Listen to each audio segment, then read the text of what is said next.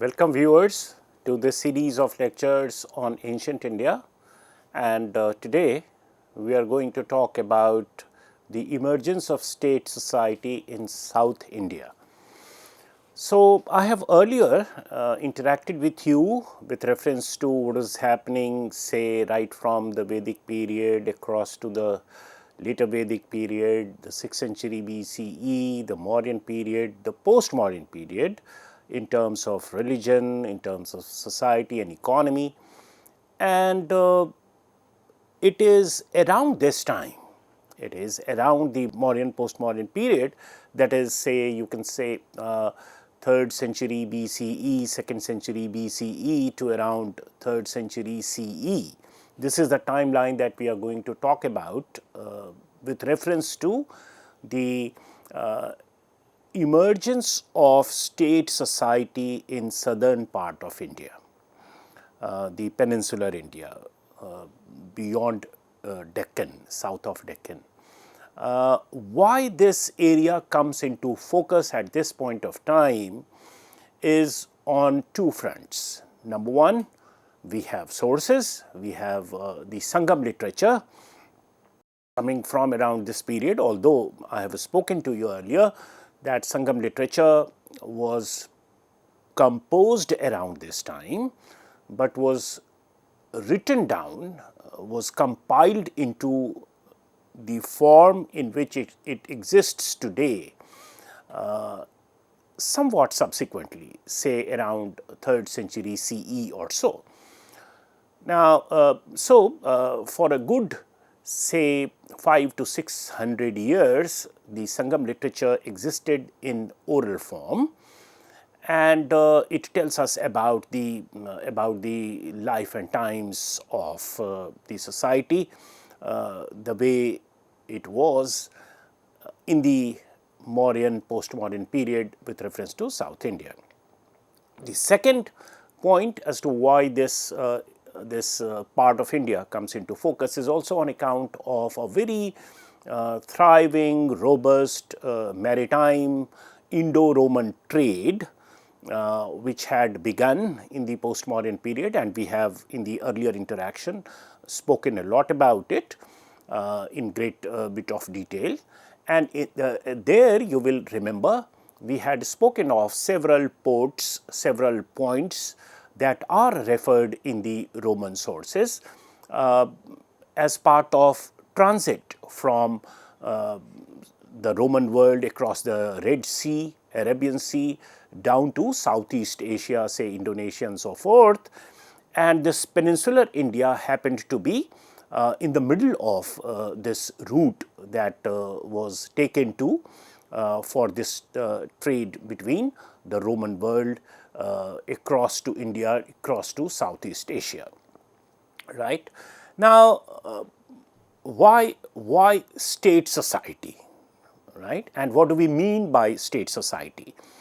So, state of course is an institution and it develops at a certain stage of social and economic development in history of any region or area and so forth. And there certainly are some prerequisites, as you can see on your slide. There are some prerequisites for emergence of state society. When we say state society, we generally think of a king, of course in ancient context, a king, his council of ministers, officials, a revenue system, a defined territory, standing army, neighboring states with whom one has to defend its territory and so forth. But as a student of ancient India, we all know that this was not always the case. Historically, polities have been organized not only with reference to territory, but prior to it, most of the polities were with reference to the kin group, right, or in our own civilizational sense we call it kul, right? So you have Raghukul Raja Ram and Awadh Naresh Raja Ram. So if you have Raghukul Raja Ram, the connotation is that of his being the king of his kul, his lineage, his kin group, family line. But the moment we invoke Raja Ram with reference to Awadh, so that's territory that we are referring to, Awadh area, and it is this territory which is under the control of the king Ram, right? So there are different connotations, and historically it has evolved that way, and we shall try to see today in this discussion with reference to peninsular India that something of the same kind. I mean, the most popular evocative picture of state society, as we just outlined, is something which was not a given. It evolved over a period of time. And it is in the middle of this that perhaps you have a generation of what we read as Sangam literature, right? Now, Sangam literature is a literature of different genre altogether. The literature people read it as love poems. It's about emotions, it's about sensibilities and so forth. But for historians, in the absence of any other source, written source, of course, one has to dig deep into whatever can be culled out in terms of tangible economic institutions, political practices, nomenclatures, posts, positions, power, privileges, strife, territories, army, and so forth. So they are incidentally there. Sangam literature was not composed with the intent of describing the political scenario of the times or talking about the king and his warfare or whatever, but they are incidentally there, right? And this is something which is true with almost all the ancient Indian sources, particularly of the times that we are talking about, barring a few like Kautilya's Arthashastra and so forth. So this is how it comes across to us. So historians have tried to cull out whatever they can out of this to weave a narrative that is so familiar to us as history students in terms of was there a king, if at all there was a king, how many kings are there in the area, how they see each other, what are the things that they do, what kind of control and command do they exercise over the kinsmen, or maybe the idea of territorial control is also emerging, precipitating. What kind of importance do they give to different areas that are mentioned? Are those areas uniform areas, or in economic and social terms they are very differentiated and so forth? Were there warfares? Yes. So what were they fighting for? What were the usual things, issues around which such warfares were carried out? Was there army, if at all there was an army? Was it a standing army, or was it a tribal militia, or that kind of a thing? What was the nature of polity, structure of polity? So these are the things which happen to be the usual obsession of a historian, and this is how historians have looked at Sangam literature. And some other archaeological sources also come to our rescue with reference to Indo-Roman trade that were there. But that archaeological items which have been discovered from different parts of peninsular India during this period, in the postmodern period, have to be understood or have to be made meaning of, or have to be made meaningful with reference to the level of economic development that one can visualize for this period. So, for example, why I am saying so is because if we encounter, say, a Roman coin over here, right, and we do discover several Roman coins in this period. So, to what usage was it put to in the prevailing times? Was the market system developed, or was economy monetized at this point of time in this area? Such questions are to be posed in order to make a meaningful analysis of the impact that it could have cast, the presence of Roman gold coins could have cast on the economy of this period, the transformative capacity of such a huge influx of foreign items, because we all are given to understand that there are references by Roman authors who are almost lamenting that the balance of trade is in favor of India, because there is a net inflow of gold from Roman world to India at this point of time. So, what is it leading to? Is it galvanizing the regional economy into something, or is it catapulting it to some different stage and so forth? So, it is in this context that we have to understand the process of emergence of state society. So, it seems that these factors had important role to play in bringing about some kind of a transformation in this part of India, in southern part of India, and one would say catapulting these chieftains, Sangam age chieftains, namely Chol, Chera, Pandya chieftains, and several other, because these are considered to be the big three, into a different level of state society, where they are considered to be more premised on solid footing in terms of resource generation, in terms of structures, in terms of other attributes of state society, urban centers and so forth. So, the context in which we are going to study the process of emergence of state society is this, right. So, theoretically, prerequisites for emergence of state society are listed on your screen. Material surplus. By material surplus, we mean the capacity of the area to generate on a regular basis resources that are over and above the level of local consumption.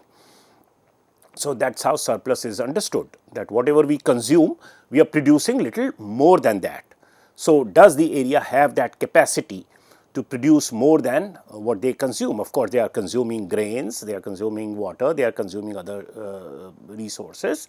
So, in terms of producing them, are they producing at a level more than their consumption, or is it just about subsistence kind of production base, that is they are consuming only to the extent they are producing, and therefore that will preclude the possibility of development of other institutions, say like market or state system or king system or bureaucracy or other paid officials, standing army and so forth. So, if there is no material surplus, there is no way any political system can pay people, the non-producers or the urban dwellers who proverbially are non-producers in the sense that they do not do cultivation, right.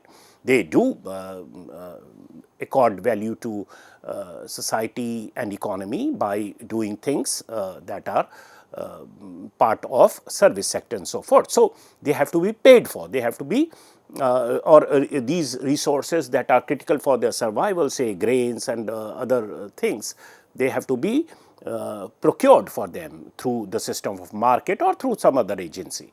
So, material surplus, existence of material surplus is an absolute must. So, we will have to examine whether the area or the system that existed in the postmodern period in peninsular India had the capacity to generate agricultural surplus or generate surplus from somewhere else, from some other pursuit. For example, trade. If Indo-Roman trade is happening and they are net gainers in that, then that's also surplus, and that can be deployed, redeployed in the economy. So that's one. Of course, one has to have critical level of population to have the system of state, and that's a must. That's a very obvious thing. So it doesn't need much of elaboration. So do we have evidence of people living in this area? Enough number of people living in this area? Yes. There are frequent references to wars, warfares, and tribal raids and so forth carried out by different kings or chieftains around this time. So, of course, populations there. Social stratification or differentiation, by this what I mean is, was it a very egalitarian kind of a society with very little evidence of high and low income group, or with some kind of a uniform standard of living, or was it very differentiated? If they were living in houses, do they have houses of different sizes, different kinds, luxury items, some having it, others not having it, people aspiring for material items, some having more material items, some having less. Was there this kind of a situation? Because social stratification or economic stratification is again a must for state society to emerge, because tribal societies definitionally are understood as egalitarian society, which does not warrant the kind of elaborate administrative machinery that state societies are identified with. So, one has to look into this, that what was the level of social stratification and differentiation. So, do we have evidence related to this? Urban centers, historically, state societies have emerged alongside emergence of urban centers. Again, this has to do with the capacity to produce material surplus, because urban centers again definitionally are conglomerate of population which is non-agricultural, right? And if it is non-agricultural, then obviously agriculture must have had the capacity to generate that much of surplus, so that urban population could be fed through the system of market or direct procurement, and there could have been some medium of exchange by which they could procure these items despite not actually cultivating and so forth. So, urban centers historically are associated with the emergence of state society, and if there is little evidence of urban centers at a point of time in history, it casts a serious doubt over the existence of state society. So, the converse of it is also true, and we shall see what was the level of it. Trade and commerce is almost concomitant with emergence of urban centers, because it is through trade and commerce and market that critical items of survival of non-agrarian population who are living in urban centers have to be procured. Again, historically, writing is also almost writing almost comes alongside these changes, these transformations. Some arguments that are offered is that to maintain exchange of items, people must have needed some notations, and it is by inscribing or writing some notations just to keep a record of transactions that writing could have emerged. That's a very crude and reductionist way of explaining, but that is how it is in the absence of any other source by which we could actually track the emergence of writing. So, if writing tradition is not very strong, or it's very rare to find written material at a particular point of time in history, of course, we tend to again cast a little bit of a doubt over the existence of over the possibility of existence of state society for the period. So that's how these coordinates are important. And obviously, the other attributes of a state that we just now mentioned, territory, officials, taxation, and so forth. So that could come at an advanced stage in history, or at an advanced stage of social and economic development. Now, in Indian history, since we are talking of South India, a very good parallel, although in terms of time it is somewhat located around 6th century or towards the end of the later Vedic period, that we have the emergence of very evidenced emergence of territorial polity coming into being in the form of Janapadas and subsequently Mahajanapadas by the 6th century BCE in North India. So, how localities over a period of time expanded into Janapadas, and subsequently they were integrated into some Mahajanapada and then into an empire by the time we reach the Mauryan period and so forth. So, that is how we are generally aware of the sequence of development of polity into state society in the case of North India, and that's something that can offer some kind of a juxtaposed reality with which several historians work. They try to track whether what had already happened in North India was happening in South India or not, where such institutions were developing in South India or not, where such practices prevalent in South India or not, and it is by this juxtaposition that they tend to understand the process of state formation, because that's what and that's how it had happened in 6th century BC North India. So, in the case of North India, we all are aware that there was limited surplus during the pastoral phase, or what is also understood as the early Vedic period.